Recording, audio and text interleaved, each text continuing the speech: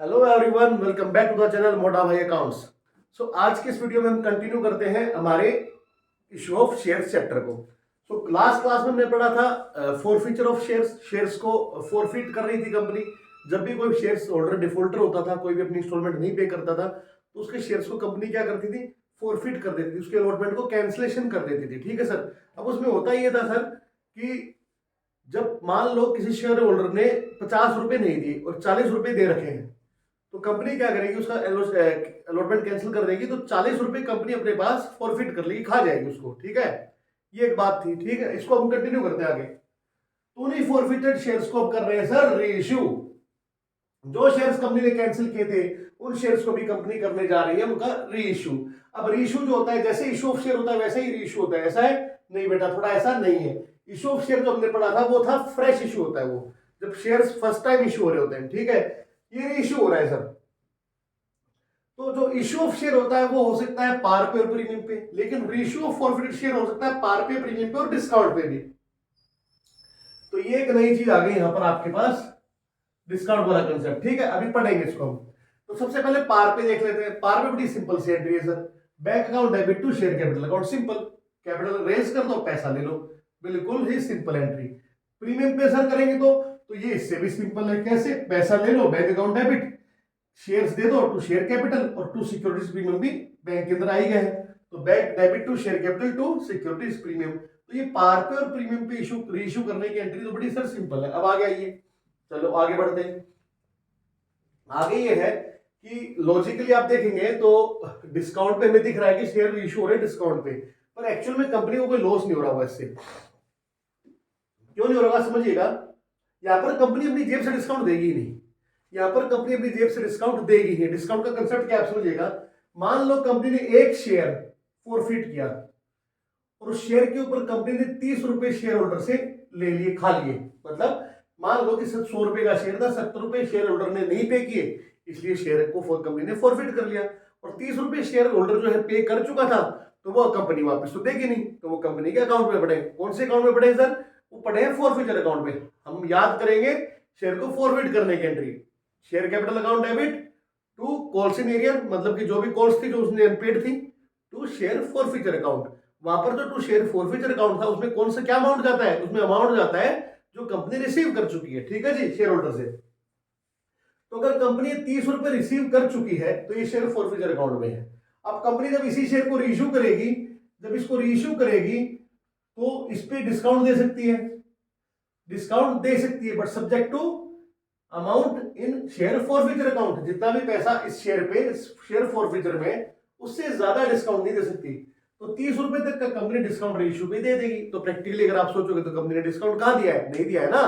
Company के पास तो share के पूरे पैसे आ ही जाएंगे। तो मैक्सिमम डिस्काउंट जो कंपनी दे सकती है कितना दे सकती है? जो भी बैलेंस पर शेयर शेयर फॉरफिचर अकाउंट में है। क्लियर है? और एक जो डिस्काउंट दे रही है काय से दे रही है? फॉरफिचर अकाउंट से, शेयर फॉरफिचर अकाउंट से। तो कंपनी अपनी जेब से कोई डिस्काउंट नहीं दे रही है। क्लियर है? ये आपको समझ में आ गया होगा। ठीक है, चलिए। तो अगर कंपनी डिस्काउंट पे शेयर को इश्यू करती है तो एंट्री हो जाएगी बैंक अकाउंट डेबिट, जो पैसा मिल रहा है वो आ जाएगा। शेयर फॉरफिचर अकाउंट डेबिट, यहां पर वो अमाउंट ऑफ डिस्काउंट आ जाएगा, यहां पर आ जाएगा अमाउंट ऑफ डिस्काउंट, जो कंपनी डिस्काउंट ऑफर कर दे रही है, अमाउंट ऑफ डिस्काउंट। तो बेसिकली अमाउंट ऑफ डिस्काउंट कहां से दिया जा रहा है? शेयर फॉरफिचर से दिया जा रहा है सर, टू शेयर कैपिटल। बड़ी ही सिंपल सी बात। अब रेड मार्कर से मैंने क्या लिखा है कि मैक्सिमम डिस्काउंट पर शेयर, मैक्सिमम डिस्काउंट पर शेयर, एक शेयर पे जो मैक्सिमम डिस्काउंट है वो क्या हो सकता है? That can be balance in share forfeiture account पर शेयर। जो एक शेयर पे शेयर फॉरफिचर अकाउंट में पैसा पड़ा है उतना ही डिस्काउंट मैक्सिमम पर शेयर पे दिया जा सकता है। क्लियर है? यहां तक बात क्लियर हो गई। अभी समझिएगा, मान लो अभी वापस कोई एग्जांपल लेते हैं कि 30 रुपए मान लो शेयर फॉरफिचर अकाउंट में पड़े थे एक शेयर के ऊपर। अब कंपनी ने उस शेयर को कर दिया रीइश्यू, 10 रुपए का डिस्काउंट दे दिया, अब 20 रुपए बच गए। अब 20 रुपए, अब तो वापस किसी को डिस्काउंट देना नहीं है, तो 20 रुपए कंपनी का क्या हो गया? वो हो गया कंपनी का प्रॉफिट। कैसा प्रॉफिट है? Capital profit. तो उस कैपिटल प्रॉफिट को कंपनी ट्रांसफर कर लेगी अपने कैपिटल रिजर्व अकाउंट में। तो basically balance in share forfeiture account related to reissued share. क्या बोला हमने? Balance in share forfeiture account related to reissued share that shall be transferred to capital reserve account. Capital reserve account as it is a capital profit for the company, और entry हो जाएगी हमारी share forfeiture account debit to capital reserve account. तो जिन भी shares को company reissue कर चुकी है उन शेयर से संबंधित, उन शेयर से जो भी अमाउंट रिलेट करता है शेयर फॉरफीचर अकाउंट में, वो ट्रांसफर कर दिया जाएगा कैपिटल रिजर्व अकाउंट में। इसका मतलब ये है जो शेयर्स कंपनी ने रीइश्यू नहीं किए उसका बैलेंस जो शेयर फॉरफीचर में पड़ा है वो ट्रांसफर नहीं होगा, वो ट्रांसफर नहीं होगा कैपिटल रिजर्व में। और क्यों नहीं होगा कैपिटल रिजर्व में ट्रांसफर? क्योंकि अगर उन शेयर्स को कंपनी जब रीइश्यू करेगी तो डिस्काउंट पे अगर रीइश्यू करना पड़ गया तो वो कहां से लाएगी डिस्काउंट? शेयर फॉरफीचर से लाएगी ना। तो इसलिए जब तक शेयर्स रीइश्यू नहीं हो जाते उनसे रिलेटेड कुछ भी बैलेंस जो शेयर फॉरफीचर अकाउंट में है वो कैपिटल रिजर्व में ट्रांसफर नहीं होगा। क्लियर है? तो आई होप आपको कंसेप्ट समझ में आ गया होगा, तो इसको आप नोट डाउन कीजिएगा। अभी हम एक प्रैक्टिकल एग्जांपल से चीजों को समझेंगे।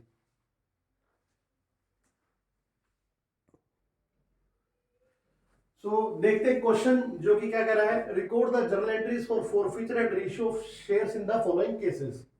X limited forfeited 200 shares of ₹100 each, 70 cold up. Cold up कितना है भैया? 70 रुपए। On which the share holders had paid application and allotment money of ₹50 per share. 50 रुपए मिल चुके हैं, ठीक है। इनमें से 150 शेयर्स को हम रीइश्यू कर रहे हैं, इनमें से 300 फॉरफिट, 200 फॉरफिट कर रहे हैं और 150 हम रीइश्यू कर रहे हैं। To Naresh as ₹70 paid up for ₹80। मतलब ये मानते हुए कि 70 रुपए मिले, हम 80 रुपए में रीइश्यू कर रहे हैं। इसका मतलब हुआ कि रीइश्यू हो रहा है प्रीमियम पे, ठीक है। क्या मान रहे हैं हम? कंपनी इज अज्यूमिंग दैट 70 रुपए पेड अप हो रहा है, लेकिन रीइश्यू कितने में कर रही है? 80 रुपए में। तो कंपनी 70 रुपए रिसीव करते हुए 80 रुपए लेगी उससे, ठीक है। तो 10 रुपए प्रीमियम हो गया। Y limited forfeited 180 shares of ₹10 each, ₹8 called up. यहाँ पर 8 रुपए कॉल कर चुकी है company. Issued at a premium of 2 रुपए, ये शेयर्स को इशू किया था प्रीमियम पे, per share two are for non payment of allotment money, जिसमें कि 5 रुपए का अलॉटमेंट है जिसमें प्रीमियम इंक्लूडेड है, ठीक है जी। ध्यान दीजिएगा, प्रीमियम पे इशू किया था और अलॉटमेंट पे प्रीमियम ड्यू किया था, अलॉटमेंट ही मिला नहीं हमें, दैट मींस प्रीमियम यहाँ पे रिसीव नहीं हुआ है। Out of these 160 shares were reissued to Sanjay as ₹8 called up for ₹10 per share fully paid up। तो 8 रुपए कोल्ड अप मानते हुए 10 रुपए में इश्यू किए जा रहे हैं शेयर्स और वो फुली पेड अप हो गए, मतलब कि 10 रुपए पूरे रिसीव भी हो गए उस बंदे से, ठीक है। तो ये दो सिचुएशन दी है आपको, इनको हम देखते हैं कैसे करेंगे ट्रीट। तो सॉल्यूशन भैया सबसे पहले एंट्री हो जाएगी, केस ए हम कर रहे हैं, केस ए। चलिए, तो एक्स लिमिटेड ने फॉरफिट के 200 शेयर, 100 रुपए का एक शेयर है, तो share capital account debit,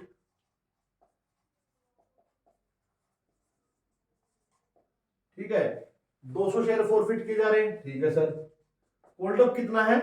₹70 cold up, तो कोल्ड अप वैल्यू आएगी यहाँ पे 70 रुपए आ गए सर, तो 14,000 रुपए की, ठीक है जी। On which the shareholder had paid application and allotment money of 50 per share, तो 70 रुपए कोल्ड अप किया था, 50 रुपए मिल गए, तो मिले कितने नहीं? To calls in arrear account कितने नहीं मिले?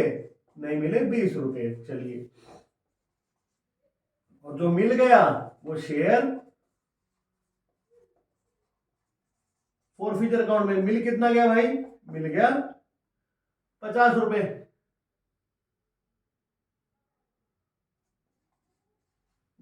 ठीक है, तो पर शेयर 50 रुपए रिसीव हो चुके हैं। चलिए, इनमें से 150 शेयर्स को हम रीइश्यू कर रहे हैं नरेश को, इनमें से 150 शेयर्स को फॉरफिट की 200 हम रीइश्यू कर रहे हैं 150, तो bank account debit, bank account debit, reissue कर रहे हैं 150 share to Naresh as 70 paid up for 80, 70 paid up मानते हुए 80 में रीइश्यू कर रहे हैं। तो इसका मतलब हुआ कि हम लोग जो है प्रीमियम पे रीइश्यू कर रहे हैं। हम मानेंगे क्या? 70 रुपए पेड अप है, तो टू शेयर कैपिटल में तो 70 रुपए चल जाएंगे, और हम रीइश्यू कर रहे हैं 80 में, तो 10 रुपए हो जाएगा हमारा भैया प्रीमियम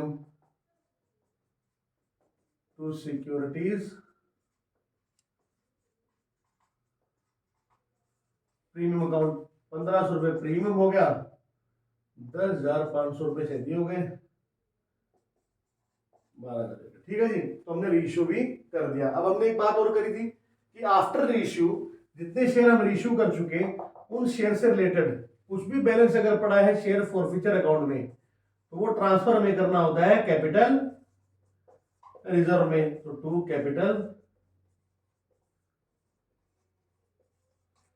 तो भैया यहाँ पर 200 शेयर फॉरफिट किए थे, 150 रीइश्यू कर रहे हैं, तो 50 शेयर हमने रीइश्यू नहीं किए, तो 150 रीइश्यू किए, तो 200 इंटू 50 पड़ा था हमारे पास शेयर फॉरफिचर, हम ट्रांसफर करेंगे 150 इंटू 50। अगर डिस्काउंट दे देते तो डिस्काउंट माइनस कर देते यहाँ पे, तो 150 इंटू 50 ये 7500 रुपए हम ट्रांसफर कर देंगे कैपिटल रिजर्व अकाउंट में। आई होप आपको केस ए समझ में आ गया होगा।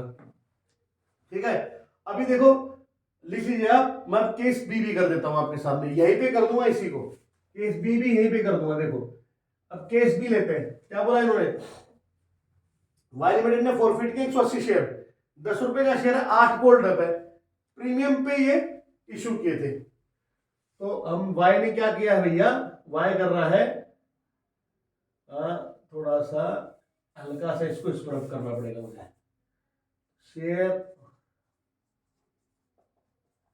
कैपिटल अकाउंट डेबिट, तो 180 share multiply by cold up है 8 रुपए, सिक्योरिटीज प्रीमियम भी है यहाँ पे जो कि रिसीव नहीं हुआ, इसलिए उसको भी हमें कैंसिल करना पड़ेगा, तो 180 मल्टीप्लाई बाय 2 रुपए।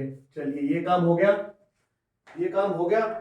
अब इसके बाद कॉल्सिंग एरियर कितना हो जाएगा, 180 मल्टीप्लाई बाय 5, ये तो नहीं दिया अलॉटमेंट 5 रुपए वाला, बाकी बचा वो आ जाएगा 180 इंटू 5 हमारा शेयर फॉरफीचर में। तो ये दोस्त कैलकुलेट कर लेते भाई, कैलकुलेटर की जरूरत पड़ जाती है मेरे को।